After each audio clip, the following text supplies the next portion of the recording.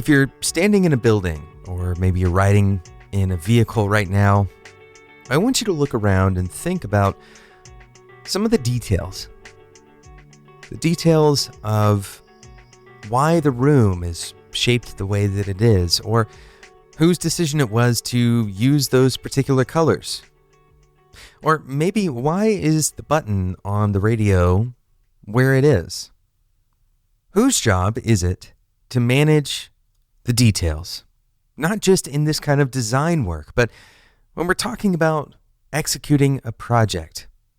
Whose job is it to manage the details? And on the flip side, the anti-pattern that we're talking about today, what happens when you try to manage from too high of a level?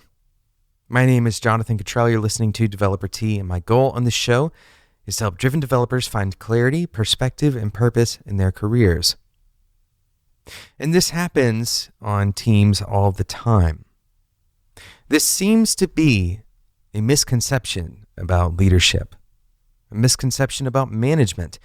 The idea that managers are responsible for sitting up at a high level and only getting involved when they're explicitly asked to be involved, and otherwise looking at the big pieces of the puzzle, moving big blocks around on the project timeline, for example. And while this isn't totally untrue, a manager does need to have kind of a perspective that is zoomed out at times. It is also not a complete representation of the job of the manager. Managing the details is indeed important for the individuals who are contributing to this project, but if the manager tries to manage the big pieces devoid of those details, then they're very likely to make some perhaps very costly mistakes. Think about it this way. Imagine that the smallest detail in a project is a Lego piece, and someone hands you a bucket of Lego pieces, and they ask you to tell them about the Lego pieces that are inside of that bucket. Summarize what is in the bucket. Now, if the bucket has a lid on it and if it's opaque, then really the only information that you're going to be able to have is from shaking it and trying to infer what may be in the bucket. Other information is going to be totally hidden from you. For example, the color, or maybe whether or not some of those Lego pieces are broken on the inside of that bucket. And when you try to manage a large sum of work in this way, you're going to see similar types of problems. Someone may ask you to estimate how long a given chunk of a project is going to take, for example. This is like trying to estimate how many Legos are in that bucket. And so you might try to wrap your head around it, pick up the bucket, shake it, try to pick up a different bucket and compare.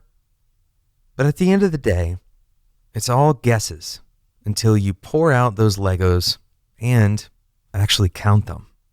So what do we do to fix this problem? That's what we're going to talk about right after we talk about today's sponsor, Linode. Today's episode is sponsored by Linode. You can do so many things with Linode. For example, you can have a Linode plan. It starts as low as $5 a month. And this is a Linux server that you get root access to for $5 a month. Just for the learning benefit of that, it's worth the $5, much less the fact that it's actually a production level server. You get dedicated CPU plans if you want, with physical cores that are reserved just for you. That means that nobody's going to be stealing your cycles. You can even get GPU compute plans that are suitable for things like AI or machine learning and video processing. Linode has 11 data centers worldwide, so latency is going to be at a minimum, including their newest data center in Sydney, Australia. They have enterprise-grade hardware in these data centers, S3-compatible storage options, and their next-generation network. Linode delivers the perfect balance of the performance you expect at a price that you don't. And you can get started on Linode today with $20 worth of credit. For listeners of this show, head over to linode.com/developer-T. Use the promo code DeveloperT2020. That's DeveloperT2020 at checkout. Thanks again to Linode for sponsoring today's episode of Developer T. The management pattern, or anti-pattern, that we're talking about today is the tendency to try to abstract away details and to imagine that you can do so with some level of repeatability and accuracy. In other words, taking those buckets we were talking about earlier and based on your experience with buckets of Legos, knowing about how many of those Legos are in that bucket. But here's the problem. When you have a bucket that you can't look into, in other words, when you're unaware of the details, in fact, imagine a bucket that you can't even pick up and shake around. You have so little information. Somebody tells you about the bucket from a kind of a fuzzy picture that they provide to you. Realistically, you know almost nothing about that bucket. No matter your experience with previous buckets of Legos, this one is going to be invariably different in some way. And maybe you'll get lucky from time to time and get within that 10% kind of number of details that you get right about the bucket, but most of the time, there's going to be some margin of error. And when you stack those margins of error, you end up having perhaps some very big problems. For example, projects that run 2 times over what they were supposed to run, or maybe miscommunications between 2 different organizations. You may have a lot of tension between one team and another because one team believes that their responsibility doesn't include something, but the other team believes their responsibility does include something. And this can happen when we create these abstractions away from the details. And so it doesn't necessarily mean that you have to get in and understand every single detail, but what it does mean is that you need to have a transparent bucket. The simple idea is that the only way for you to understand the units, the abstracted units, is for that information to be accessible in some way.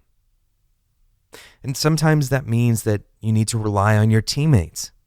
Building trust, for example, so that a teammate can come to you and tell you that they have 100 Legos that they're going to put into the bucket. But here is the anti-pattern. The belief is that managers should have a superpower or some kind of X-ray vision to see what everyone else doesn't see. To look into those feature buckets or to look into the details and just infer, to have a gut intuition, or to be able to predict based on some very vague descriptions what else may be involved. And this is problematic, and it happens with developers all of the time as well, by the way. This doesn't just apply to managers. It applies at any time when you have an abstract kind of collection of details, and you refer to them at that abstract level. When you bucket things together and you don't make them small enough to consume, you very often ignore a lot of those details.